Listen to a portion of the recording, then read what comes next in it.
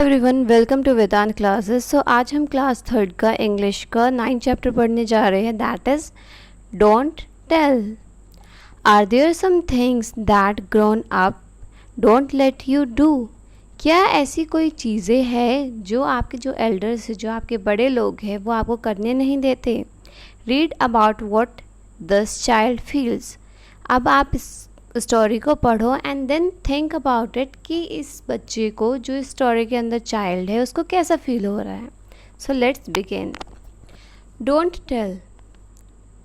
Now there are a lot of things they want let me do. So क्या बोल रहा है ये कि यहाँ पर बहुत सारी ऐसी चीज़ें हैं जो वो मुझे करने नहीं देते। I am not big enough yet they से। और वो लोग क्या कहते हैं कि मैं अभी इतना बड़ा नहीं हुआ। So I patiently wait till I am all grown up. So जो चाइल्ड है इसके अंदर, ये पेशेंटली आराम से ये वेट कर रहा है कि जब तक ये ग्रोन अप नहीं होता, बड़ा नहीं हो जाता, तब तक ये वेट कर रहा है। And I will show them all one day. और एक दिन मैं उन्हें दिखा दूँगा। I could show them now if they give me the chance. मैं उन सबको, सब एल्डर्स को अभी भी दिखा सकता हूँ अगर वो मुझे एक मौका दे।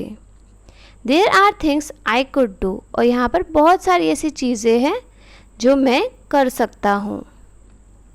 इफ़ आई ट्राइड, अगर मैं कोशिश करूँ। But nobody knows, but कोई नहीं जानता। Nobody knows that I am really a giant inside. यहाँ पर कोई भी नहीं जानता कि मैं अंदर से एक बहुत ही जाइंट, मतलब एक विशाल हूँ। So what the child is saying कि मुझे कोई काम करने नहीं देता बिकॉज सबको लगता है कि मैं बच्चा हूँ। बट अगर वो लोग मुझे मौका दे सो उनको भी ये पता लग जाएगा कि मैं एक्चुअल में बहुत काम करने में कैपेबल हूँ।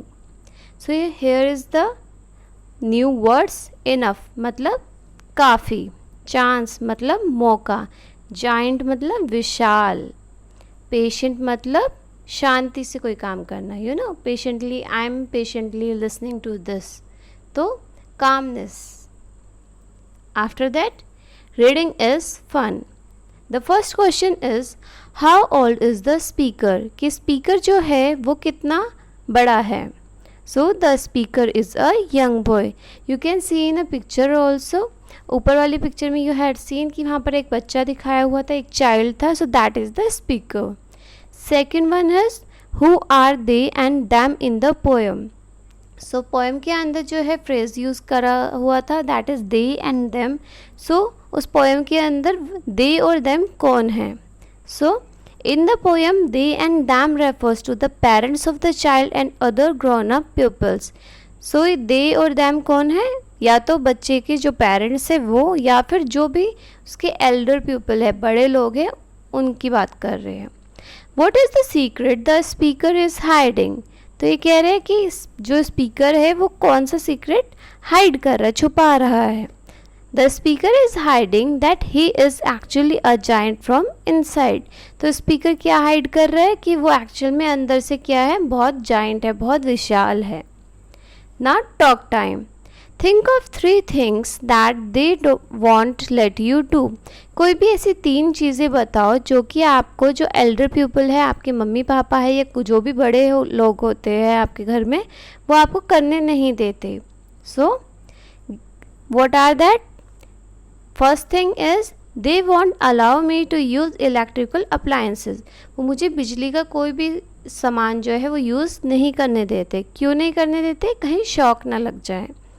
Second is they won't allow me to go shopping in the market alone.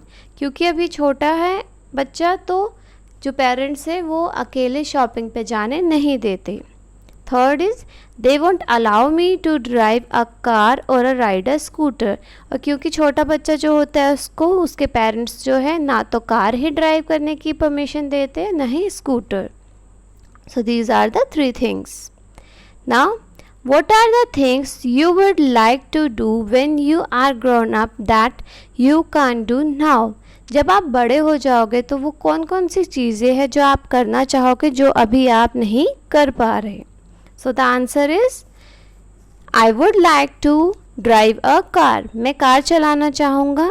Handle electronic devices, क्योंकि पेरेंट्स इलेक्ट्रॉनिक डिवाइस जो है बिजली का सामान है यूज़ नहीं करने देते, तो मैं उनको यूज़ करना चाहूँगा।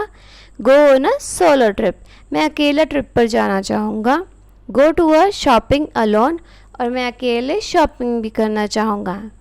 व्हेन आई ग्रोन अप, कि जब मैं बड़ा हो जाऊँगा। अब इसके अंदर what ever you can write, जो भी आप करना चाहते हो बड़े होके, you can write that also in your answer, because that's the question for your self. आपके लिए क्वेश्चन है, तो आपको कुछ अच्छा लगे तो आप ऐड कर सकते हो। Now word building, here in a word building, using the letters of the given word make 3 words, one is done for you. So ऊपर यहाँ पर 5 वर्ड्स दिए हुए हैं and what you had to do, आपको इन्हीं वर्ड्स में से 3 वर्ड्स नए बनाने हैं। लाइक फर्स्ट दे रखा है ब्लैक बोर्ड, तो इन्होंने ब्लैक बोर्ड में से ही ब्लैक आधा फर्स्ट कर लिया, देन बोर्ड पीछे का, and then back, B starting से ले लिया, एल हटा के ए सी के, मतलब आपको यही अल्फ़ाबेट्स रखने हैं जो ऊपर की साइड है और आपको न्यू वर्ड्स बनाने हैं। सो अगर हम सेकंड की बात करते हैं, so what it is, the next one is the mother है, तो मदर से क्या क्या बन सकता है, इट्स अदर बन सकता है, इट्स मोथ MOTH, और हर HER। थर्ड में क्या बन सकता है, वेजिटेबल में सबसे पहला table TABLE, then get GET, then able ABLE। After that thousand से क्या बन सकता है, it's sand SAND, then and AND, then hand HAND। After that helicopter से help HELP, then pet PET, after that pilot PILOT। Now the second question is, look at these words in the poem. Don't, I am, I will. Here are their full form. जो ऊपर ये 3 words दे रखे हैं, ये इनका short form है, तो इनको इन्होंने लॉन्ग फॉर्म में दिया हुआ है। लाइक डोंट, डोंट का मतलब क्या होता है, डू नॉट। आई एम का मतलब क्या होता है, आई एम। आई विल का मतलब क्या होता है, I will. Okay, I hope you get it my point. Now write the full form of the following words. अब आपको इनकी फुल फॉर्म लिखनी है। तो सबसे पहले क्या आएगा, अगर हम सबसे पहले क्या है, ये कांट है, तो कांट का फुल फॉर्म क्या होता है, इट्स कैन नॉट। इट्स का फुल फॉर्म क्या होता है, इट इज़। इजंट इट का होता है is not. After that what's लिखा है, तो व्हाट इज़। दैट्स का दैट इज। ठीक है। Now make sentence using the following. अब आपको सेंटेंस फ्रेम करना है इन वर्ड्स को यूज़ करके। Like first is he is, तो ही इज़ पे हम क्या बोल सकते हैं, he is my classmate. After that she is, तो शी इज़ का क्या कर सकते हैं, she is going to dance class. Third is you are, you are going to play with me. After that we are, तो we are का क्या sentence हो सकता है, we are planning to go on a trip. The third one is, now write about 2 things you will do when you grown up. अब आपको 2 चीज़ें लिखनी है जो आप बड़े होके करना चाहते हो। You can begin like this, तो यहाँ पर एग्जाम्पल दिया हुआ है कि आप यहाँ से इस तरह से स्टार्ट कर सकते हो। When I grow up I will, तो अब आप क्या लिखोगे, When I grown up I will love to travel and explore beautiful places. जब मैं बड़ा हो जाऊँगा तो मैं नई नई जगहों पर जाऊँगा और ब्यूटीफुल जगहों को देखूँगा। When I grown up I will drive a car. When I grown up I will go to a market. When I grown up I will help my parents. So आप इसके अंदर जो भी आपका मन करे आप वो लिख सकते हो। Now team time, class word chart. How many new words have you learn. अब आपने इस पोएम के अंदर कितने नए वर्ड्स यूज़ किए हैं, ये आपसे ये पूछ रहे हैं। Write down 3 words you have learn so far. कोई भी 3 वर्ड्स बताने हैं जो आपने इस पोएम के अंदर अभी तक सीखे हैं.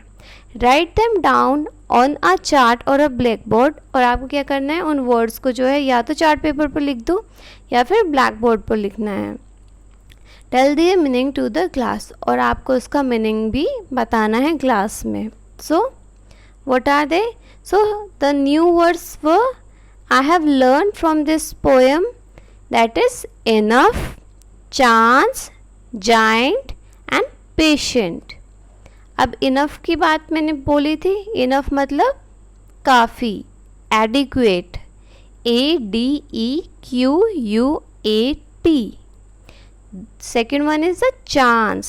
Chance is मौका मिलना, that is opportunity. OPPORTUNITY.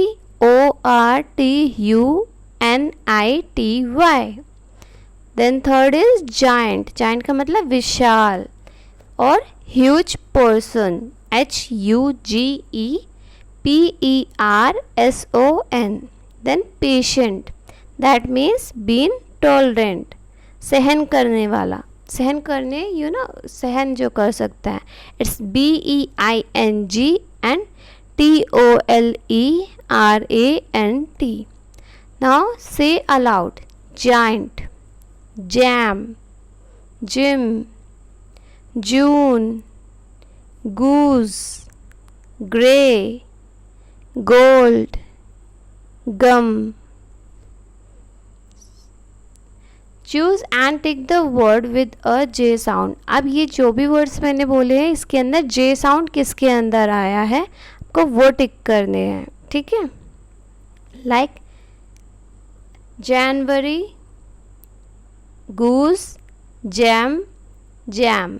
तो इसके अंदर जे का साउंड किस किस पे आया है? फर्स्ट है जनवरी जे, गूस जी का आया है, एंड जैम जे का आया है, एंड लास्ट में भी JAM में भी जे का आया है. तो the answer is January, GEM and JAM. Second one is jacket, giraffe, grow, July. तो यहाँ पर जे का साउंड किस में आ रहा है? जैकेट, जिराफ और जुलाई में. Third is giant, grapes, grey, June. तो इसमें जे का साउंड कहाँ पर आया है? It's giant and June.